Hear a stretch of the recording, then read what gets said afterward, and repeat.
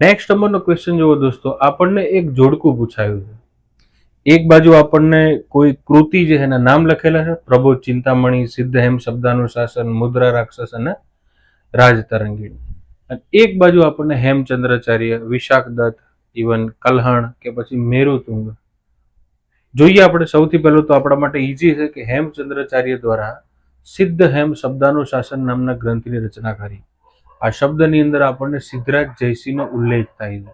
સિદ્ધરાજ જયસિંહ જે ગુજરાતની અંદર સોલંકી શાસક તરીકે આપણને થયા, જેમણે જૈન ધર્મને પ્રાથમિકતા આપી, જેમના સમયમાં પાટણની અંદર પટોળાની હસ્તકલા જે છે એ નિખરતી આપણને જોવા મળી. આ સિદ્ધરાજ જયસિંહ જે સોમનાથના યાત્રા વેરાને નાબૂદ કરવા માટે જાણીતા જોવા મળે. તેમણે ગુજરાતી ભાષાને માન અને સન્માન આપતો એક ગ્રંથ જે છે એ હેમચંદ્રાચાર્ય દ્વારા તૈયાર થયો અને એ ગ્રંથને એમણે હાથીની અંબાડી ઉપર શોભાયાત્રા કાઢીને આપણે કહી શકીએ કે સિદ્ધરાજ જયસિંહે વાસ્તવિક રીતે ગુજરાતી ભાષાના સંરક્ષણ માટેનો પ્રયત્ન કર્યો હતો.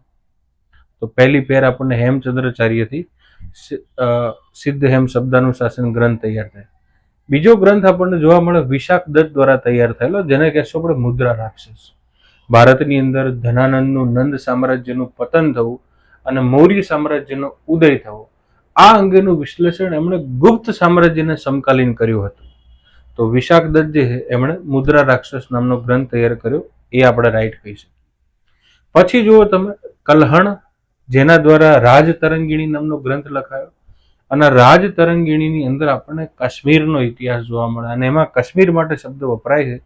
કાશ્મીર એ પૃથ્વી પરનું સ્વર્ગ છે. અને રાજા હરિસિંહ પણ કહેતા હતા કે હું કાશ્મીરને હિન્દુસ્તાન પાકિસ્તાનના કાવા દાવામાં ધોપવા કરતા વિશેષ એને દક્ષિણ એશિયાનું સ્વિટ્ઝરલેન્ડ બનાવવા માંગુ છું. આ રાજા હરિસિંહ જે આપણને કાશ્મીરના અંતિમ શાસક જોવા મળતા, એમનો મત આપણને જોવા મળ્યો. અને એના પછી નેક્સ્ટ નંબર કહેશું આપણે, છેલ્લા નંબરે એ કહેશું મેરુતુંગાચાર્ય. મેરુતુંગાચાર્ય દ્વારા ગ્રંથ લખેલો જેનું નામ કહેશું પ્રબોધ ચિંતામણી. અને આ પ્રબોધ ચિંતામણી નામના ગ્રંથની અંદર જ આપણને રાણકી વાવનું આપણને નોંધ જોવા મળે છે. તો આઈ હોપ કે તમે આખું પેર જે છે એને સમજી ગયા છો. થેન્ક યુ દોસ્તો.